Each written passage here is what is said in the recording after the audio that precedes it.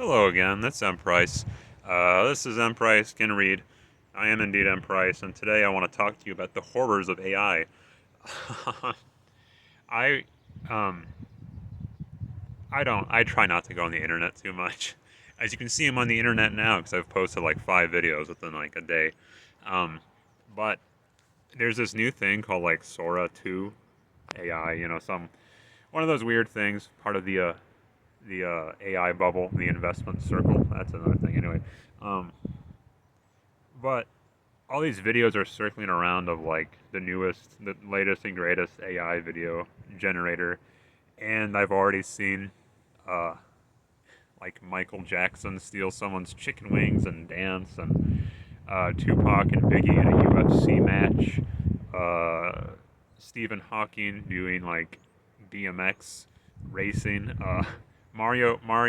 Super Mario from Mario, in his Mario Kart, his self-titled Mario Kart, racing on the freeway, trying to get out of the cops' way, and I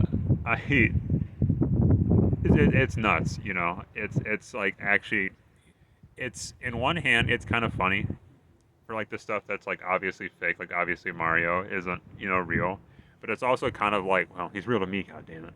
Um, but it's kind of like abominable, at least for like the Robin Williams podcast in heaven where he is interviewing other dead people. That's not okay, man. Like that's not good. And I was just struck by how much more real it is now than it used to. Sorry, I'm on my bench right now. Shout out my bench. I can't really shout out my bench. I can't do the thing where I switch my phone camera halfway through because I'm a piece of shite and I have like a Motorola from like 5 years ago because I'm cheap as shit. Um, but it's just like I remember, speaking of 5 years ago, you'd watch like there would be AI videos of like Joe Biden and Donald Trump debating for like 2020, um, and you could tell it was AI. You could tell it was fake. Like their cadence was off. They had the weird thing with the hands is always weird. Their mouths wouldn't move right. There's like glitch and stuff happen out in the background. They don't have a lot of it anymore. It actually looks pretty good. It looks pretty good. And then you see that, like, oh, speaking of politics, people are using AI generated political ads to be like, okay, here's an ad targeted at, these far right extremists. And it's about all these far left extremists doing crazy stuff. And then there's an ad targeted at the far left extremists, and it's all these far right extremists doing crazy stuff, both of which never happened. But it's just being generated to stir up trouble, to stir up, hate and vitriol and violence. It's like a normal thing now. Like what? Like I've even seen, you know, some of these ads and some of these things, and like there's comments about like it may not like fool like you or I or provided you're my age, but like your grandparents believe this shit. Like my my people in my life who are in their 70s, 80s, 90s, like they see this stuff, they think it's real, and that's a concern, you know, not only in like a political space, a social space, but like an artistic space as well, or even just like a common decency space. Like, if it's you, say like it's like a Mr. Beast thing, and like not trying to defend Mr. Beast of all people, I don't care, but like if Mr. Beast puts out an AI video about himself, then sure, that's up to you, man. Like you can do what you want, but if someone else puts out videos about you, to me that's not okay. That'd be like if I uploaded a cheeky AI video myself, which hey, this might be AI, who knows? Then that's fine. But I don't want you to do that. And speaking of, how would you know? Like, does that just mean that like we have to watermark our AI videos now, or could you just AI the watermark, or would you have to embed somewhere internally that this video is indeed AI, and then have regulations by our government, which is not going to happen, about you can't use AI videos for this ad. You cannot use people who are dead or deceased or who have not given their express permission. I mean, I'm sure the government's already using AI to destroy our lives at this point anyway. I probably shouldn't say this too loud. They're gonna destroy my life next. They're gonna take my bench away. Um, did I just like flash you my? Oh yeah, woohoo. Um, yeah, I'm going to prison. Um, thanks, IRS. Um, what was I even talking about? Um, something's cricking or cracking below my deck there. That's fun. Oh yeah, check out my deck building tutorial video I just filmed. But and I was speaking of the AI stuff. There is still a slight, a slight tell in some of the like real life, some of like the what do you even call it? Attempt at real life videos that you can kind of tell. But like I watched some like anime ones that were like it was like the Burger King versus Ronald McDonald versus Wendy, and that looked like real. Like that looked like someone like actually animated that. And it's like, so are all our animators just out of a job now? Like, are we just doing this AI crap? And at what point, like, do you just eliminate, just like totally forego an entire artistic field just because, well, you save a buck here, so let's just fire all our animators everywhere, and take all the life and the soul out of it. And that to me is like what's so parasitic about the AI as well, just because the AI can't create. It can create, but it can't truly create something original, and it has to feed off of something else. So like, people love the Studio Ghibli movies, right? I like them myself. Princess Mononoke is the best one, and Spirited Away, of course. But it's like you could just, I don't know how this all works, but I assume just plug in all these movies, into AI, which of course has probably already been done, and then just say, hey, make me a movie based on these 10 films, make it in the same style, upload the screenplays and say, make it in the same story structure, make it in the same plot structure. Of course, you'd have to upload rules of plot structure. You'd have to just upload Save the Cat in there, and it'll be good to go. um, uh, and does a film just get cranked out at that point, like a full ass movie that you can mimic, whatever you put into it? So like, at what point does anything matter anymore? At what point is like, could one of you out there just be like, oh, I like him, Price. I'm gonna enter in that giveaway. Those Quaint Early Writings, 100 free copies, Goodreads.com, available October 15th through I think November 11th, or just buy buy a copy on Amazon, $2.99, or Please Feel Bad I'm Dead, also $2.99, and just upload those. Be like, I wanna make an M Price, story, and just upload all of my work or upload my video and cadence and all that stuff, and then you have an M Price thing. Like, that's just so horrific. Like, at what point do I even exist anymore? Like, to facilitate something that's original from me. How would you know it's me as a, like,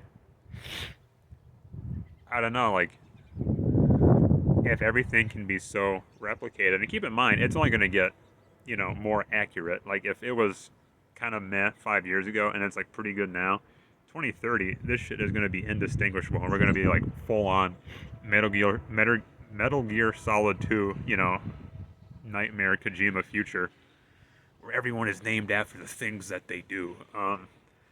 Where there's just so much information, and it's just all basically trash and drivel and maybe even just like pornographic in nature, that you have to have, the government decide what's legitimate and what's real, and you can, take a guess what they're going to determine is real. And that's just scary to think that, like, what's going to happen to the artists? What's going to happen to, like, I mean, you look at, like Taylor Swift. Oh God, I'm mentioning Taylor Swift on YouTube. I'm going to get electrocuted. But what's going to happen to, like, her work, in the sense that, like, well, she's already kind of a product. She's already kind of like a highly marketed, highly, specialized. Um, she's maximized for selling potential. You know, will that only get worse? And then will people like me who just, just little indie artists that are, all over the world, did they just get erased, because they're not viable anymore. They're not feasible parts of this, the whatever society you want to call it. And I don't know, that's just freaky to me. I don't like that. How do you make anything interesting or anything compelling or anything that speaks to like something relatable on humanity if it's all just being cranked out by a machine? I don't know. We're all cooked, aren't we? I don't know. I guess I like to think that people as a whole have other people's best interests in mind. I know I'm a starry-eyed optimist, um, and that some kind of regulation or some kind of crash will happen in the next decade, that people realize that, oh yeah, the internet is basically this morass of suffering and agony and just basically hate, and it'll just collapse, and everyone will recognize that anything on the internet, anything on your phone, anything on the computer is fake and not real and not worth it, and people will get back to building benches and to going on a hike or playing with your dog or painting a painting, and real things will take over again because people get so fed up with this digital netherworld. But that's just me. Um, there was something else I wanted to say here, but I'm on a bench, so I can't think of it right now. What was it? It was here. I'll think for like 10 seconds to try to remember what it was. Something about, I don't know. I think it was correlated to one of the other videos. I just, I crank them out,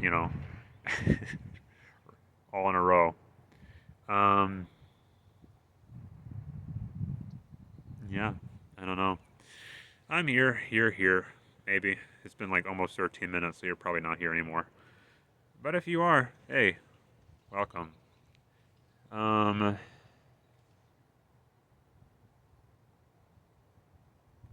yeah, I'm lost. Oh, I remember. Thank God. A little bit of outrage because you can have on, right now, on the internets, the worldwide internets, um, you can have an AI video of Tupac and Biggie throwing it down. Uh, Stephen Hawking doing the BMX stuff. Robin Williams doing podcasts of dead people. And that's totally okay. That's unregulated. That's fine. But M. Price can't have a video essay about a 1966 Swedish movie where he doesn't even use the audio from the film in his essay. It's just a voice-over frickin' educational essay. Where's the camera on this cartoon? It's an educational essay, and that gets taken down, but not the other stuff. Like, who determines these rules? Who determines what any of this means? You know, it's a every clip in that essay is like not even 10 seconds long. So you'd think, oh, that's fair use. That's fine. Apparently not. I don't know. I'm going to try to upload it again today. See if I get flagged and crucified again. See if someone comes after me. I don't know. It's just, maybe that should come down the pipeline too. Some kind of like that's not going to happen, but some kind of organization of maybe add a little bit of fairness to this crazy internet world. Whatever. As you may or may not know, I am M. Price. This is M. Price Can Read. I'm on a bench. I have Tweety Bird here, and I think a lot of gnats out here. I think a couple gnats have fallen into my water, which is kind of unfortunate. I'll have to get some new water later. But I am M. Price. Dog City Never Sleeps. Buy my book, or don't. You don't have to. You can read a free sample online. I'll probably do some kind of reading at some point. Just maybe read the intros, read some excerpts. We'll see. This is my project for today. I got a few more projects. Yeah. By the way, a lot of my like quote unquote M Price stuff, as you probably noticed, has slowed down and will continue to slow down because I kind of have a lot of things going on, like with the bench, of course, But a lot of construction stuff to be done, and for the meantime, let's just have these little fun, cutesy videos. Anyway, for reals this time, I'm Emprise, Dogs Who Never Sleeps. Do something nice for yourself.